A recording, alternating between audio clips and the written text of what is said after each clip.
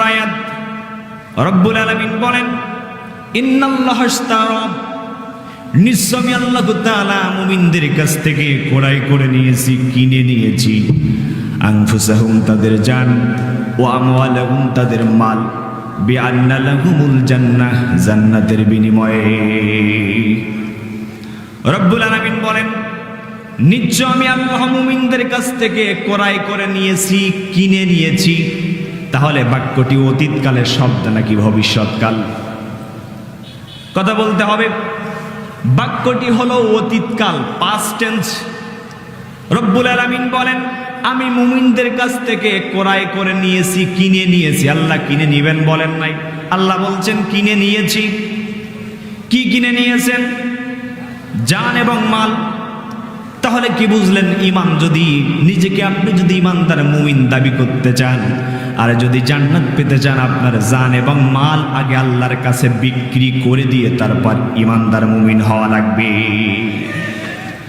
আর যারা এই জান এবং মাল আল্লাহর রাস্তায় বিক্রি করতে রাজি হবে না, তাদের ঈমানদার হওয়ার কোনো প্রশ্নই আসে না। ঈমানদার হতে হলে জান এবং মাল যেহেতু আল্লাহ আগে কিনে নিয়েছেন, কিনে নেওয়ার পরে আপনাকে ঈমানদারের কাতারে নামটি আপনার লিপিবদ্ধ করতে হয়েছে। এই জন্য জান এবং মালের মালিকানাটা আল্লাহর কাছে হস্তান্তর করার প্রয়োজন আছে না নাই? ছোট্ট একটু উদাহরণ দিলে পরিষ্কার হয়ে যায়। আজকের মাহফিলের সঞ্চালক ভাই ইসমাইল হোসেন মিলন, বাংলাদেশের বিভিন্ন জনপদের মানুষ তাকে চেনে। ইসমাইল হোসেন মিলন ভাই 2 বছর ধরে একটা গরু লালন পালন করেছেন। কষ্ট করে, কত কষ্ট করে, আদর সোহাগ করে একটা গরু লালন পালন করেছেন 2 বছর ধরে। 2 বছর ধরে গরুটি লালন পালন করার পরে কুরবানির বাজারে যখন গরুটি বিক্রয় করতে নিয়ে যাচ্ছেন, রাস্তা দিয়ে যখন নিয়ে যায়, এলাকার লোকজন বলে, মিলন, তুমি তো একটা 2 বছর ধরে অনেক সুন্দর একটা গরু লালন পালন করেছ।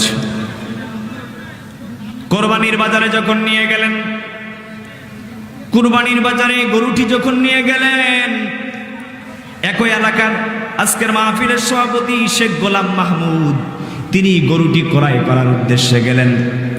মিলন ভাইয়ের সাথে দুজনের সাথে দ্বিপাক্ষিক চুক্তিতে সামঞ্জস্যতা হয়ে 2 লক্ষ টাকার বিনিময়ে গরুটি ক্রয় করলেন। ভালো করে বুঝতে হবে, মনোযোগটা আমার দিকে দেন। 2 লক্ষ টাকার বিনিময়ে জনাব আলহাজ শেখ গোলাম মাহমুদ ইসমাইল হোসেন মিলন ভাইয়ের কাছ থেকে গরুটি যখন ক্রয় করে নিলেন, সাথে সাথে 2 লক্ষ টাকা গোলাম মাহমুদ সাহেব যখন মিলন ভাইয়ের কাছে দিলেন, সাথে সাথে 2 বছর ধরে তিনি যে গরুটি আদর কষ্ট ক্লেশ করে সোহাগ দিয়ে লালন পালন করেছেন, এখন ওই গরুটির রশি কিন্তু আর তার কাছে থাকবে না। এখন ক্রয় করেছেন যিনি মালিক হবেন, তিনি টাকা দিয়েছেন। টাকা দেওয়ার সাথে সাথে রশিটা অন্যের হাতে চলে গিয়েছে, মালিকানাটা ট্রান্সফার হয়ে গিয়েছে। কারণ সত্য হলো ক্রয় করেছেন যিনি, মালিক হবেন তিনি। অমুসলমান কি বুঝলেন? রব্বুল আলামিন একই কথা সূরা তাওবার 111 নম্বর আয়াতে বলছেন, দুনিয়ার মুমিন, তোমরা জান এবং মালটা তো আল্লাহর কাছে বিক্রি করে দিয়ে মুমিন হওয়া লাগছে। সত্যটা তাই পূরণ করে ঈমানদার মুমিন হতে চেয়েছো, তাহলে এখন সেই জান এবং মালটা যেহেতু আল্লাহ আগেই কিনে নিয়েছেন, তাহলে জান এবং মালটা আল্লাহর কাছে হস্তান্তর করার প্রয়োজন আছে না নাই?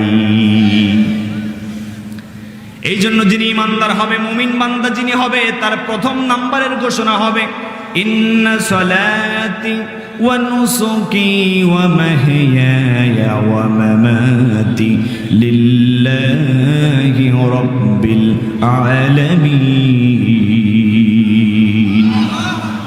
ইন্না সলাতি, নিশ্চয় আমার নামাজ, ওয়া নুসুকি আমার কুরবানি, ওয়া মাহইয়ায়া আমার জীবন, ওয়া মামাতি আমার মরণ, লিল্লাহি রাব্বিল আলামিন, কেবলমাত্র শুধুমাত্র একমাত্র জগতের প্রভু যিনি, তিনি কে? একমাত্র কেবলমাত্র শুধুমাত্র আল্লাহর জন্য।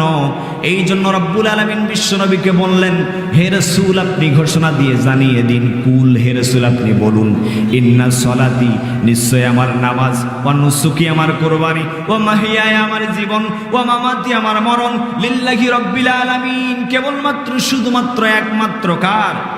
আল্লাহর জন্য। লা শারিকা লাহু ওয়া বিযালিকা উমিরতু ওয়া আনা আউয়ালুল মুসলিমিন। এবং সেই আল্লাহর মালিকানায় লা শারিকা লাহু কোন অংশীদার সাব্যস্ত করা যাবে না।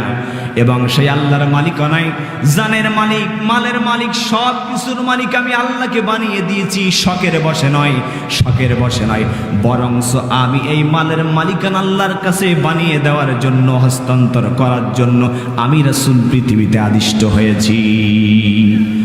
আর এই ঘোষণা দেওয়ার মাধ্যমে ওয়া আউয়ালুল মুসলিমিন, আর আমি হলাম দুনিয়ার এক নম্বরের মুসলমান।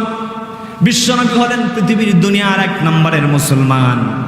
তার সাথে জান এবং মালের মালিক আল্লাহকে বানিয়ে দেওয়ায় তার সাথে একাত্মতা পোষণ করলেন মা খাদিজা রাদিয়াল্লাহু তাআলা। মা খাদিজা হলেন 2 নম্বরের মুসলমান। তার সাথে একাত্মতা পোষণ করলেন সিদ্দিক আকবর হযরত আবু বকর রাদিয়াল্লাহু তাআলা, তিনি হলেন দুনিয়ার 3 নম্বরের মুসলমান। তার সাথে একাত্মতা পোষণ করলেন চাচাতো ভাই হযরত আলী রাদিয়াল্লাহু তাআলা, তিনি হলেন দুনিয়ার 4 নম্বরের মুসলমান। ওভাবেই চলে আসছে, কিয়ামত পর্যন্ত চলতেই থাকবে। ও মুসলমান, তাহলে কি বুঝলেন?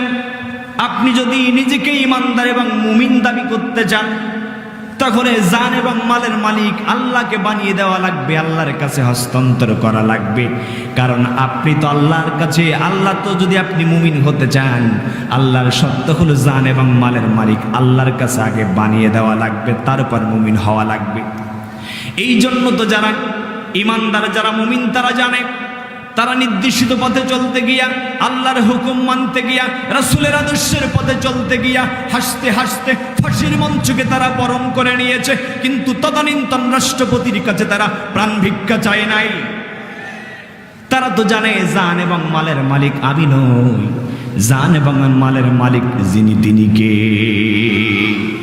জান এবং মালের মালিক আল্লাহ। এই জন্য তারা জান এবং মাল আল্লাহ রাস্তায় দিতে কুণ্ঠাবোধ করেন নাই। তারা দিনের পথে অটল থাকতে গিয়া, অবিচল থাকতে গিয়া তাদের ব্যবসা প্রতিষ্ঠানগুলো অচল করে দেওয়া হয়েছে। তাদের শিল্প কলকারখানাগুলো নিজের নাম থেকে মালিকানা ট্রান্সফার করা হয়েছে। তাদের 2তলা 3তলা বাড়িগুলো বুলডোজার দিয়ে ভেঙে গুড়িয়ে দেওয়া হয়েছে। হাজারো অত্যাচার, জুলুম, নির্যাতন করার পরেও যারা ইমানদার, তারা ইমানের পথ থেকে এক চুল পরিমাণ দূরে সরে নাই। কারণ তারা জানে জান এবং মালের মালিক আমি নই, জান এবং মালের মালিক যিনি তিনি কে? এজন্য মুসলমান,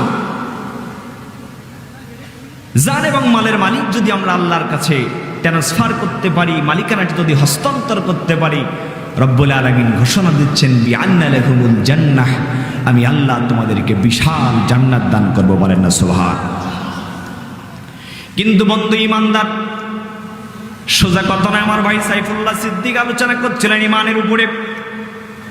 ইমান সোজা জিনিস নয়, ইমান সোজা জিনিস নয়। ইমান একটা অনেক বড় দামি জিনিস। ইমান, একজন ইমানদারের দাম আল্লাহর কাছে কত বেশি একটু শুনুন।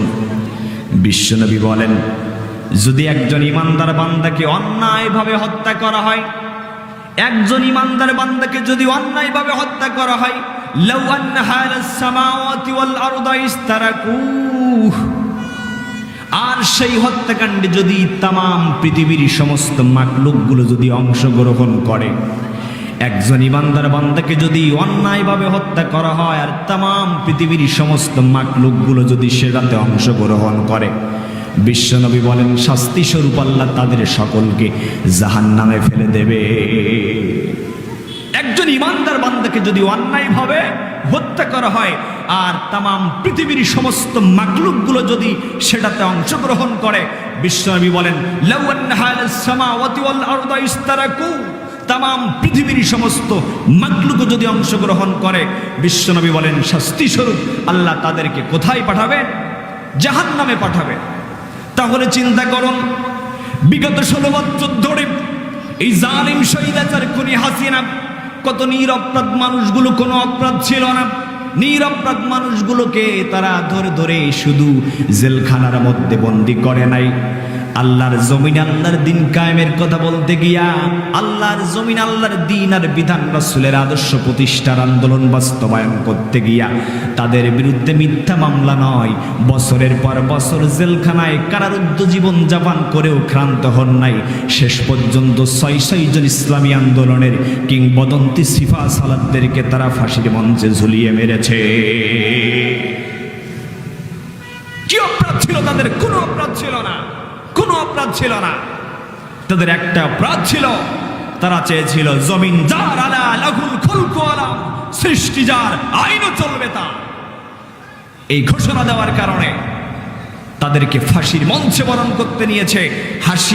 হাসি মুখে হাসতে হাসতে সন্তানের সাথে গল্প করছে, বাবা ফাঁসির মঞ্চে তো যাচ্ছি, পায়জামা পরে যাব নাকি লুঙ্গি পরে যাব? আল্লাহু আকবার বলবেন না? কারণ হাসতে হাসতে ফাঁসির দড়িকে তারা জান্নাতি ফুলের মালা হিসাবে গ্রহণ করে নিয়েছে। কারণ তারা তো জানে জান এবং মালের মালিক আমি নই, জান এবং মালের মালিক যিনি তিনি কে?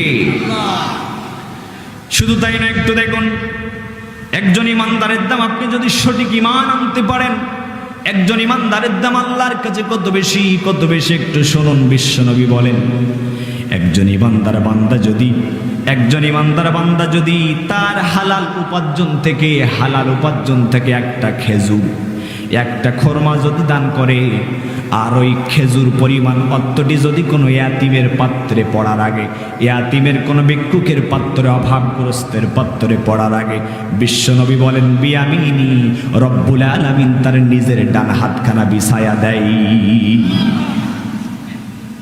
একজন ইমানদারের দাম আল্লাহর কাছে কত বেশি!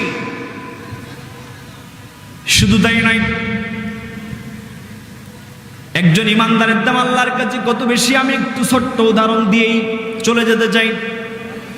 যে উদাহরণটা আমি বিভিন্ন জায়গায় বিভিন্ন তাফসীর মাহফিলে দিয়ে থাকি। আজকের মাহফিলের যিনি সভাপতি আছেন, আলহাজ শেখ গোলাম মাহমুদ সভাপতি সাহেবের একটা মেয়ে আছে, মেয়েটা বিবাহ হবে আগামীকাল মেয়ে বিবাহ দিবেন। মেয়ের বিবাহের দিনে তিনি ভালোবেসে বাংলাদেশের বর্তমান যিনি প্রধান উপদেষ্টা, নাম হলেন ডক্টর মোহাম্মদ ইউনূস, ডক্টর ইউনূসকে দাওয়াত করলেন ভালোবেসে। মাননীয় অন্যান্য সমস্ত উপদেষ্টাদেরকে দাওয়াত করলেন, এরপরে ডিসি সাহেবকে দাওয়াত করলেন, এসপি মহোদয়কে দাওয়াত করলেন, উপজেলা চেয়ারম্যানকে দাওয়াত করলেন, ইউনিয়ন চেয়ারম্যানকে দাওয়াত করলেন। বিয়ের দিন ঘনিয়ে আসলো, আগামীকাল বিয়ের দিন, ধুমধাম শুরু হয়ে গেল। এমন সময় প্রধান উপদেষ্টা যিনি, তিনি হঠাৎ করে তার পিএস এর মাধ্যমে ফোন করে জানিয়ে দিলেন, সভাপতি সাহেব গোলাম মাহমুদ, তুমি অত্যন্ত ভালোবেসে আমাকে তোমার মেয়ের বিবাহতে দাওয়াত করেছিলে, কিন্তু তোমার মেয়ের বিয়েতে আমি অংশগ্রহণ করতে পারলাম না। জরুরি পার্লামেন্টে মিটিং থাকার কারণে ক্যাবিনেট মেম্বারদেরকে নিয়ে আমি তোমার মেয়ের বিবাহের অনুষ্ঠানে অংশগ্রহণ করতে পারলাম না।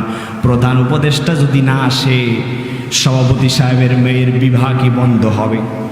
কথা বলেন, বন্ধ হবে না। আপনারাই কিন্তু বললেন। এরপরে জেলার ডিসি সাহেবকে দাওয়াত করলেন, এসপি সাহেব তারাও একই কথা বললেন, আমার জেলা পরিষদের জরুরি মিটিং থাকার কারণে আজকে তোমার মেয়ের বিবাহে আমি অংশগ্রহণ করতে পারলাম না। আগে যেহেতু ঢাকা থেকে প্রধান উপদেষ্টা না আসলেন, বিবাহ বন্ধ হলো না। এবার যেহেতু জেলার প্রশাসনের দায়িত্বশীল হেড অফ ডিপার্টমেন্ট তারা যদি না আসে, সাতক্ষীরার মানুষ আমরা, সাতক্ষীরা জেলা, এবার মনে হয় বিবাহ হবে না, বন্ধ হবে না, বিবাহ চলবে। মেনে নিলাম।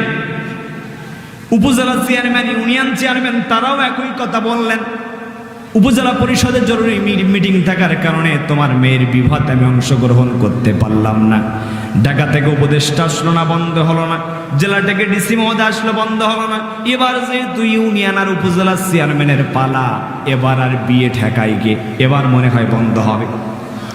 বন্ধ হবে না, আপনারাই বললেন। কিন্তু বিয়ের সময় যখন ঘনিয়ে আসলো, পরের দিন আগামীকাল জুমা, শুক্রবার জুমার নামাজ হয়ে গেল। বর সাতক্ষীরা থেকে রওনা দিয়েছেন। এমন সময় প্রতিমধ্যে ফোন করে বললেন, আজকের এই বিয়ের বর যিনি হবেন, তোমার মেয়ের দোলা যিনি হবেন, এই মেয়ের বর অথবা দোলা আসার পথে একটা রোড অ্যাক্সিডেন্ট করে মারা গিয়েছেন। দিব মার্ক এলিন এবং মা উইলিয়াম বিল গেটস কাজটা করে দিলেন। প্রত্যেকটা মুসলিম রাষ্ট্রে একটা করে মসজিদও বানিয়ে দিলেন, একটা করে মাদ্রাসাও বানিয়ে দিলেন। বলেন তো দেখি তার আমল নামায় সব হলো কয়টা? একটাও হবে না। কারণ কিসে? ইমান আনে নাই। কারণ সে হলো ইমান আনে নাই।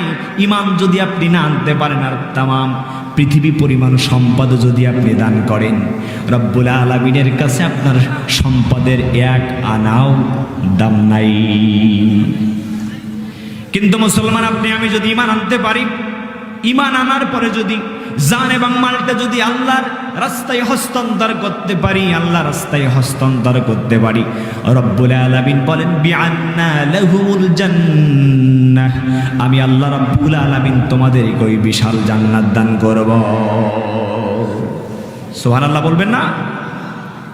শুধু এই জান্নাতের ঘোষণা আমি শুধু কোরআনে দেই নাই, শুধু কোরআনুল কারীমের মধ্যে দেই নাই, আরো পূর্ববর্তী দুইটা কিতাবকে সাক্ষী রেখে আমি রব্বুল আলামিন ঘোষণা দিয়েছি, ওয়াদান আলাইহি হাক্কান ফিত তাওরাতি ওয়াল ইনজিল। পূর্ববর্তী দুইটা কিতাব তাওরাত এবং ইনজিল কিতাবকে সাক্ষী রেখে বলছি, আমি রব্বুল আলামিন ঘোষণা দিচ্ছি, তোমাদেরকে ওয়াদা করছি, ওই বিশাল জান্নাত আমি আল্লাহ তোমাদের জন্য রেডি করে রেখেছি। বলেন না সুবহান। তাহলে আসুন একটু সাহাবায়ে কেরাম কেমন জান এবং মাল আল্লাহ রাস্তায় দিয়েছেন, আমরা একটু চলে যাই। বিশ্বনবীর সাহাবী নাম হলেন বিশ্বনবীর বিশ্বস্ত বন্ধু হযরতে আবু বকর রাদিয়াল্লাহু তাআলা। কি নাম? ইসলামের প্রথম খলিফা হযরতে আবু বকর রাদিয়াল্লাহু তাআলা। হযরতে আবু বকর রাদিয়াল্লাহু তাআলা তিনি যখন ইসলাম গ্রহণ করেছিলেন, তার কাছে 20,000 দিনার ছিল। কত হাজার? 20,000। কিন্তু তিনি যখন জীবনের শেষ রক্তিম মুহূর্তে চলে আসলেন, বিছানায় শায়িত আছেন, তার কন্যা আয়েশা রাদিয়াল্লাহু তাআলা আনহাকে ডাকলেন, বললেন, আয়েশা, আমার জীবনের শেষ রক্তিম মুহূর্তে আমি চলে এসেছি।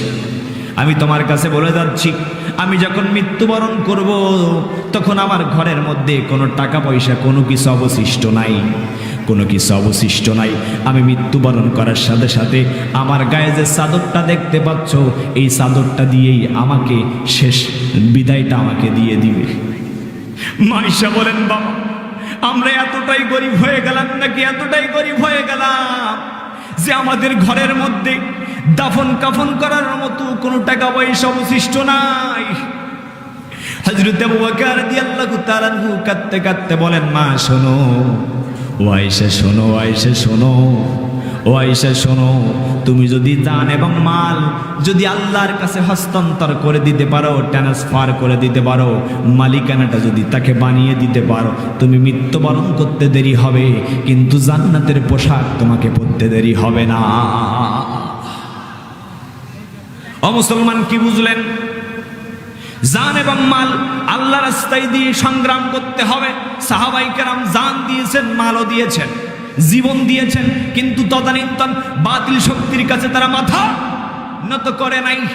ফাঁসির মঞ্চকে বরণ করে নিয়েছে, হাজারো জুলুম, অত্যাচার, নির্যাতন, এমনকি রাসূল করিম সাল্লাল্লাহু আলাইহি সাল্লাম পর্যন্ত তার বিরুদ্ধে যে 4-4টা অপবাদ দেওয়া হয়েছে, লোভ দেখানো হয়েছিল, অপপ্রচার করা হয়েছিল, মিথ্যা প্রচার করা হয়েছিল, শিয়াবে আবু তালিব জেলখানায় বন্দী করা হয়েছিল, অবৈধ মক্কার দারুন নদওয়ার ট্রাইব্যুনালে অবৈধ মিথ্যা ট্রাইব্যুনাল গঠন করে হত্যার ষড়যন্ত্র করেছিল সাহাবীদের উপরে। হাজার জুলুম, অত্যাচার, নির্যাতন করার পরেও সাহাবীদেরকে ঈমানের পথ থেকে এক চুল পরিমাণ দূরে সরাতে পারে নাই। রব্বুল আলামিন বলেন, তোমরা শুধু মুখে ঈমানদার দাবি করবে, হবে না। আমি রব্বুল আলামিন তোমাদের প্রত্যেকটা সেক্টরে আমি আল্লাহ তোমাদেরকে পরীক্ষা করব। রব্বুল আলামিন বলেন, আহসিবান নাসু أن يتركوا أن يقولوا آمنا وهم لا يفتنون সূরার নাম সূরা আনকাবুত, কোরআনুল কারীমের 29 নম্বর সূরা, 20 নম্বর পারা, প্রথম নম্বর উপর 2 নম্বর আয়াত। রব্বুল আলামিন বলেন, হাসিবান নাস, মানুষেরা কি ধারণা করে, আইয়াকুলু, তারা আহাসিবান নাসু আইয়ুতরাকু আইয়াকুলু আমান্না, তারা যদি বলে আমরা ঈমান এনেছি, এ কথা বললেই কি আমি আল্লাহ তাদেরকে ছেড়ে দিব? না না না, তাদেরকে ছেড়ে দিব না। আমি আল্লাহ অবশ্যই তাদেরকে অহুম লা ইফতানুন, আমি আল্লাহ অবশ্যই তাদেরকে পরীক্ষা করবই করব। কথা বলেন ঠিক না বেঠিক? কেমন ওয়ালানাবলুওয়ান্নাকুম বিশাইইম মিনাল খাউফি ওয়াল জুই ওয়া নাকসিম মিনাল আমওয়ালি ওয়াল আনফুসি ওয়াস সামারাত ওয়া বাশশিরিস সাবিরিন। আমি আল্লাহ তাদেরকে পরীক্ষা করব, ভয় দিয়ে, সন্তান সন্ততি সব দিয়ে, পৃথিবীতে যা আছে সব কিছু দিয়ে পরীক্ষা করব। আমরা দেখেছি বিগত 16 বছর যাবৎ ইমানদারেরা কেমন পরীক্ষা দিয়েছে দেখুন। সন্তানকে কোলে নিয়ে রাতের আধারে ঘুমিয়ে আছে, মসজিদের ইমাম সাহেব রাতের আধারে সন্তানকে নিয়ে ঘুমিয়ে আছে, কোনো অপরাধ ছিল না। মসজিদে দাবি করেছে, মসজিদে বলেছে বাংলার জমিনে প্রত্যেকটা মসজিদ যদি, মসজিদের ইমামরা যদি একত্রিতবদ্ধভাবে ঘোষণা দিতে পারে, আলা আলাহুল খালকু ওয়াল আমর, সৃষ্টি যার, আইন চলবে তার, ইনিল হুকমু ইল্লা লিল্লাহ, জমিন যার আইন চলবে তার, আল্লাহর জমিনে আল্লাহর আইন ছাড়া অন্য কোনো কারোর আইন মানি না। মসজিদের ইমাম মসজিদে এই ঘোষণা দেওয়ার কারণে সন্তান কোলে নিয়ে ঘুমিয়ে আছে। এমন হাজার নজির আমরা দেখেছি। সন্তানের কোল থেকে উঠিয়ে নিয়ে তার নামে ডজন ডজন মিথ্যা মামলা দিয়ে তাকে জেলখানার মধ্যে পাঠিয়ে দিয়েছে। এই সাতক্ষীরার কৃতি সন্তান, সাতপুর মাদ্রাসার সুপার ছিলেন মাওলানা আশরাফুল ইসলাম। মাওলানা আশরাফুল ইসলামের কোনো অপরাধ ছিল না, কোনো অপরাধ ছিল না। আল্লাহর জমিন, আল্লাহর কোরআনের আন্দোলন করার কারণে, মানুষদেরকে কোরআনের পথে আহ্বান করার কারণে, মানুষদেরকে ন্যায় ইনসাফ ভিত্তিক সমাজ বিনির্মাণের দাওয়াত দেওয়ার কারণে এই জালিম স্বৈরাচারেরা তাকে দীর্ঘদিন পর্যন্ত বাসাতে থাকতে দেয় নাই। তিনি না পেরে পরবর্তীতে তিনি পার্শ্ববর্তী দেশ ভারতে পালিয়েছিলেন। এমন সময় ছোট্ট একটা সন্তান ছিল, সন্তানের ভালোবাসায় আবদার না সহ্য করতে পেরে গভীর রাত্রে চুরি করে একদিন বাসাতে এসেছিলেন। চুরি করে যখন বাসাতে আসলেন, হঠাৎ করে জালিম স্বৈরাচারেরা ঠিকই টের পেয়ে গেল। সন্তান বাবার কাছে আবদার করলো, বাবা বহুদিন তোমার সাথে একসাথে ঘুমাই না, আজকে রাত্রে তোমার সাথে একসাথে ঘুমাতে চাই। বাবা বললেন, সন্তানকে বললেন, সন্তান বাবা তুমি তো তোমার সাথে অনেক দিন পর্যন্ত ঘুমাতে পারি না, আমি গভীর রাত্রে বাড়ি এসেছি, তুমি মনে করছো জালিমেরা টের পাবে না? তারা ঠিকই টের পেয়ে যাবে। সন্তানের ভালোবাসায় ক্রন্দনে পরিশেষে তিনি কি করলেন? পরিশেষে সন্তানের ভালোবাসা আবদ্ধ হয়ে সন্তান এবং পিতা রাত্রে যখন বাড়িতে বিছানায় ঘুমাতে গেলেন, জালিম স্বৈরাচারেরা ঠিক মতো টের পেয়ে গেল। মাওলানা আশরাফুল ইসলামকে সন্তানের কোল থেকে উঠিয়ে নিয়ে পার্শ্ববর্তী একটা খোলা প্রান্তরে চোখ বেঁধে হাত বেঁধে তাকে কোরাস ফায়ার দিয়ে বিদায় দিয়েছে। কি অপরাধ ছিল না? একজন আলেমের হাতে হাত করা দিয়ে তাকে কোরাস ফায়ার দিয়ে চোখ বেঁধে বিদায় করেছ। আমরা দেখেছি বাংলাদেশে আলেমদেরকে জেলখানার আদালতে, নিরপরাধ আলেমদেরকে হাতে ডান্ডা বেড়ি, পায়ে ডান্ডা বেড়ি লাগিয়ে তাদেরকে জেলখানায় তোলা হয়েছে। কিন্তু এমন চোর ডাকাত বাটপারেরা আছে, লক্ষ লক্ষ টাকা দুর্নীতি করে পার্শ্ববর্তী রাষ্ট্র সহ পৃথিবীর বিভিন্ন রাষ্ট্রের আর আছে কার আছে, তারা টাকার সুইস ব্যাংকে পাচার করে দোতলা তিনতলা বিল্ডিং, সেখানে সম্পদের পাহাড় করেছে। তারা খোলা হাতে খোলা হাতে মানুষের মতো, ভালো মানুষের মতো তারা বিচারণ করেছে। কিন্তু কোরআনের পাখিদেরকে, আল্লামা দেলাওয়ার হোসাইন সাইদিকেও আমরা দেখেছি হাতে ডান্ডা বেড়ি, পায়ে ডান্ডা বেড়ি লাগিয়ে, আল্লামা মামুনুল হকের মতো মানুষকে পায়ে ডান্ডা বেড়ি, হাতে ডান্ডা বেড়ি লাগিয়ে তাদেরকে জেলখানার মধ্যে তোলা হয়েছে। কথা বলেন ঠিক না বেঠিক? শুনে রেখে দিন, শুনে রেখে দিন, শুনে রেখে দিন, শুনে রেখে দিন, এদেশে 30 বছর পরে যদি কোনো বাবার হত্যার বিচার হতে পারে, এদেশের বিশ্বের কিংবদন্তি মুফাসসিরে কোরআন, হৃদয়ের স্পন্দন আল্লামা দেলাওয়ার হোসাইন সাইদির বিচার বাংলার জমিনে হতেই হবে ইনশাআল্লাহ।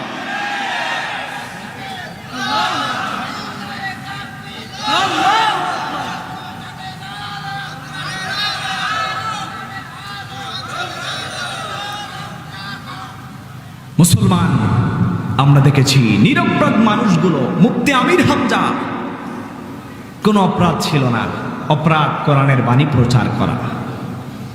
তাকেও পায়ে ডান্ডা বেড়ি, হাতে ডান্ডা বেড়ি লাগিয়ে জেলখানায় তুলেছে। ছোট্ট সন্তানের ছোট্ট ছোট্ট দুইটা কন্যা ছিল, তাদের মুখ পর্যন্ত ভালোভাবে দেখতে দেই নাই। কথা বলে, কিন্তু ইমানদারেরা সবকিছু বরণ করে নিয়েছে। তারা বিন্দু মাত্র ক্লেশ ব্যথা অনুধাবন করে নাই, কারণ তারা জানে এটা মুমিন জীবনে মুমিনের জন্য পরীক্ষা। ঠিক কিনা মুসলমান? তাহলে যে কথা বলতেছিলাম, আপনি আমি যদি জান এবং ঈমান আনার পরে যদি জান এবং মাল যদি আল্লাহর রাস্তায় বিলিয়ে দিতে পারি, আল্লাহর কাছে যদি ট্রান্সফার হস্তান্তর করতে পারি, রব্বুল আলামিন বলেন বিআন্না লাহুমুল জান্নাহ, আমি আল্লাহ তোমাদেরকে বিশাল জান্নাত দান করব। বলেন না সুবহানাল্লাহ। কেমন জান্নাত? বিশ্বনবী বলেন মা লাহু রাইয়াতুল উজমুস সামিয়াত আলা খতরা আলা কলবি বাশার। বিশ্বনবী বলেন এমন জান্নাত আমি আল্লাহ তোমাদেরকে দান করব, যে জান্নাত কোনোদিন তোমার, এমন জান্নাত রব্বুল আলামিন তোমাদেরকে দান করবেন। বিশ্বনবী বলেন মা লাহু রাইয়াত, তোমরা কোনোদিন তোমাদের চোখ দিয়ে দেখো নাই, ওয়ালা উজমুস সামিয়াত, তোমরা কোনোদিন তোমার কর্ণ কুহুর দিয়ে শ্রবণ করে নাই, আলা খতরা আলা কলবি বাশার, তোমার অন্তর দিয়ে কোনোদিন চিন্তাও করো নাই। আমি রব্বুল আলামিন তোমাদের জন্য এমন বিশাল জান্নাত প্রস্তুত করে রেখেছে। বিশ্বনবী বলেন সর্বশেষ যিনি জান্নাতে প্রবেশ করবেন, সর্বশেষ রব্বুল আলামিন তাকে 10 দুনিয়ার সমান জান্নাত দান করবেন। বলেন না সুবহানাল্লাহ। সর্বশেষ যিনি জান্নাতে যাবেন 10 দুনিয়ার সমান। আধুনিক ভূতত্ত্ববিজ্ঞান গবেষণা করে বলছেন বর্তমান পৃথিবীর আয়তন হলো 51 কোটি 19 লক্ষ বর্গ মাইল। পৃথিবীর আয়তন 51 কোটি 19 লক্ষ বর্গ মাইল। এই 51 কোটি 19 লক্ষ বর্গ মাইল বিশাল পৃথিবীটাকে 10 দিয়ে গুণ দিলে যত বড় হবে, 51 কোটি 19 লক্ষ বর্গ মাইল পৃথিবীটাকে 10 দিয়ে গুণ দিলে যত বড় হবে, এই 10 দুনিয়ার সমান বিশাল জান্নাত রব্বুল আলামিন সর্বশেষ যিনি জান্নাতে প্রবেশ করবেন সেই ব্যক্তির জন্য প্রস্তুত করে রেখেছে। জান্নাতের ঘোষণা শুনে খুশি হওয়ার দরকার কম না বেশি? আজকে মানুষ আমরাই জান্নাতের সুসংবাদ শুনে খুশি হতে পারি না, কারণ আপনি আমি তো এখনো ঠিক মতো ইমানের যে সত্য অনুযায়ী পূরণ করে, আমার ভাই যে বলছিলেন, মাওলানা সাইফুল্লাহ সিদ্দিক বলছিলেন ইমানের উপরে যে কথা বলছিলেন, এই সত্য পূরণ করে তো আপনি আমি ইমান আনতে পারে না। এই কথা বলেন ঠিক না বেঠি? দেখুন কেমন খুশি হওয়ার দরকার, একটু চিন্তা করুন। ছোট্ট একটা উদাহরণ দিয়ে যাই, আপনারা কি রাগ করছেন না তো? দুবাইতে একটা প্রতি বছর বাণিজ্যিক মেলা হয়। দুবাই কোথায়? দুবাই। এই বাণিজ্যিক মেলায় বাংলাদেশি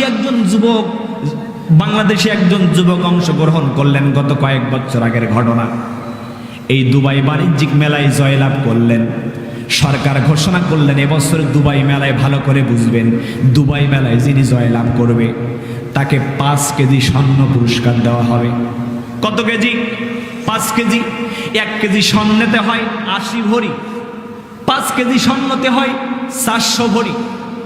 1 কেজি স্বর্ণে, 1 ভরি স্বর্ণের দাম যদি হয় 1 লক্ষ টাকা, বর্তমান বাজার দর অনুযায়ী 400 ভরি স্বর্ণের দাম 4 কোটি টাকা। দুবাই সরকার যখন কম্পিউটারের মধ্যে বায়োডাটাটি চেক করলেন, এন্ট্রি করলেন, দেখলেন বাংলাদেশি একজন যুবক সুদূর বাংলাদেশ থেকে প্রবাস জীবনে দুবাইতে এসেছে। আজকে এই ছাত্র জনতা এবং এই আব্দুল খালি এলাকার অনেক প্রবাসী ভাইয়েরা এই মাহফিলের জন্য তারা সহযোগিতা করেছেন। যারা সন্তানের মায়া ত্যাগ করে, স্ত্রীর মায়া ত্যাগ করে, পিতামাতার মায়া ত্যাগ করে, সব আত্মীয় স্বজনের মায়া ত্যাগ করে প্রবাস জীবনে থাকা কত কষ্টে, কত দুঃখের, কত বেদনার যে প্রবাস জীবনে থাকে সেই নিজেই বলতে পারে। কথা বলেন ঠিক না বেঠি? মন চাইলেও সন্তানের সাথে বসে ভাত খাইতে পারে না, মন চাইলেও বাবা মায়ের সাথে এক জায়গায় বসে ভাত খাইতে পারে না। যারা থাকে তারাই বোঝে। দুবাই সরকার দেখলেন বাংলাদেশি যুবক প্রতি মাসে বেতন পাই 40,000 টাকা।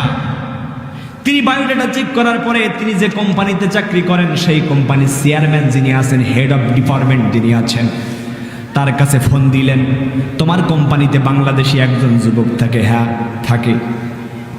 তাহলে তোমার এই কোম্পানির যুবককে এখনই তোমাকে ধরতে হবে। কোম্পানির চেয়ারম্যান যিনি তিনি তো অবাক হয়ে গেলেন। আমার কোম্পানির চেয়ারম্যান তো অবাক হয়ে গেলেন। আমার কোম্পানির সবচাইতে সৎ নির্ভীক কর্মচারী, জীবনে কোনো দুর্নীতি পাই নাই, সেই কর্মচারীকে সরকার পক্ষ থেকে আদেশ এসে ধরতে হবে। অবাক হয়ে গেলেন। কোনো কিছু চিন্তা না করে কোনো কিছু সমাধান পেলেন না, যেহেতু সরকার পক্ষ থেকে আদেশ এসে ধরতেই হবে। ধরলেন, বললেন এখনই তাকে হাসপাতালে নিয়ে যাও। কোম্পানির চেয়ারম্যান তারও রীতিমতো অবাক হয়ে গেলেন। সুস্থ মানুষ অসুস্থ নয়, কেন তাকে হাসপাতালে নিয়ে যাব? কোনো কারণ খুঁজে না পেয়ে, উপায় না পেয়ে তাকেও হাসপাতালে নিয়ে গেলেন। বললেন কোম্পানির ওই হাসপাতালের মেডিকেল অফিসার যিনি আছেন, ইমার্জেন্সি মেডিকেল অফিসার, তার কাছে ফোন কলটি ধরিয়ে দাও। ইমার্জেন্সি মেডিকেল বিভাগের যিনি দায়িত্ব আছেন, মেডিকেল অফিসারকে ফোন কলটি ধরিয়ে দিলেন। সরকার পক্ষ থেকে আদেশ আসলো, এই যুবকটাকে এখনই ইমার্জেন্সি বিভাগে ভর্তি করাতে হবে। মেডিকেল অফিসার এবার আরো অবাক হয়ে গেলেন। সুস্থ মানুষ নিজে পায়ে হেঁটে এসেছে, কিভাবে তাকে, কি জন্য তাকে আবাসিক ইমার্জেন্সি বিভাগে ভর্তি করাবো? উপায় খুঁজে পেলেন না। সরকার পক্ষ থেকে আদেশ ধরতে হবে, করতেই হবে। এরপরে তাকে কি করলেন? ইমার্জেন্সি মেডিকেল বিভাগে যখন ভর্তি নিলেন, এবার সরকার পক্ষ থেকে ওই মেডিকেল অফিসার যিনি আছেন তাকে বললেন, এই সুস্থ মানুষটাকে এখন একটা অ্যাপ নর্মাল করার ইনজেকশন প্রদান করো। অ্যাপ নর্মাল করার ইনজেকশন।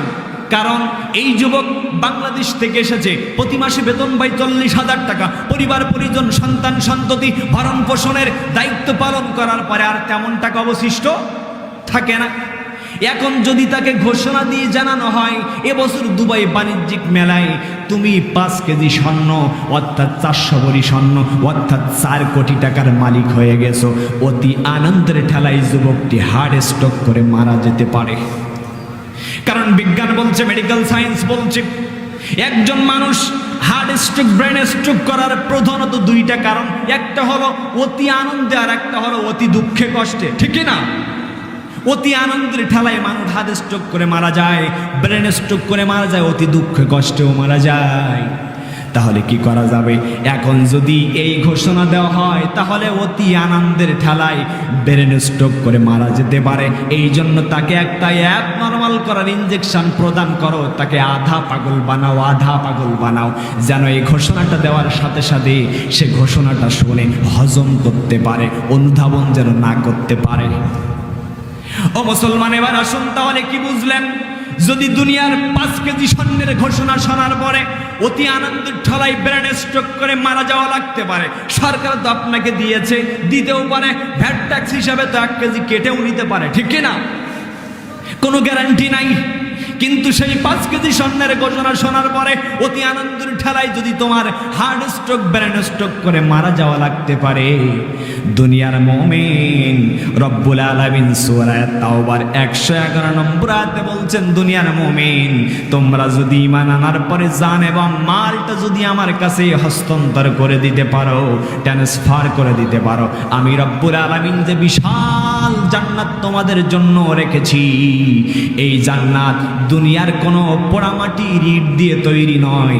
ওই জান্নাতের ফেরেশতাদের, আমার ফেরেশতাদের দ্বারা তৈরি স্বর্ণ এবং রৌপ্যের ইট। সুবহানাল্লাহ বলবে না?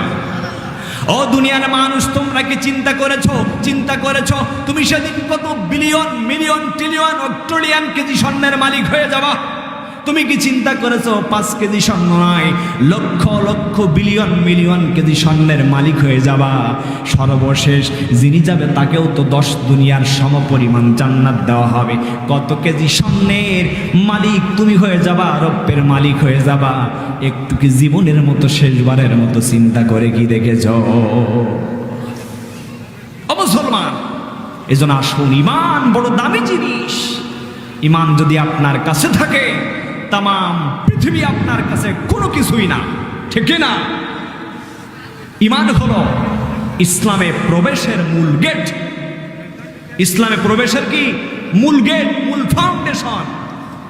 একটা ঘর তৈরি করলেন, ঘর তৈরি করার পরে ঘরে যাওয়ার জন্য কোনো গেট তৈরি করলেন না, দরজা তৈরি করলেন না, জানালা তৈরি করলেন না, ঘরে কি প্রবেশ করতে পারবেন? পারবেন না। এজন্য ইসলামে প্রবেশ করতে হলে যে গেট দিয়ে প্রবেশ করতে হবে সেই গেট তার নাম হলো ঈমান। বলেন না সুবহানাল্লাহ।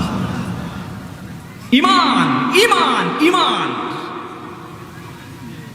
এজন্য ঈমান আনার পরে আপনার দায়িত্ব শুরু হয় না শেষ হয়? কথা বলেন। শুরু হয়। আর আমরা ঈমান আনার পরে মনে করছি আমাদের দায়িত্ব শেষ হয়ে গেছে। কিন্তু না, ঈমান এনেছেন, ইয়া আইয়ুহাল্লাযীনা আমানু উদখুলু ফিস-সিলমি কাফা। ঈমান এনেছো, গেট তৈরি করে ফেলেছো, এখন ইসলাম নামক ঘরের মধ্যে প্রবেশ করো। বলেন না সুবহানাল্লাহ। কারণ যখন ঈমান এনেছেন, ইসলামের মধ্যে প্রবেশ করেছেন, এখন একের পর এক আপনার দায়িত্বগুলো আপনার উপরে অর্পণ হয়ে গেল। আপনি কিছু মানবেন আর কিছু বাদ দেবেন, এই সুযোগ নাই।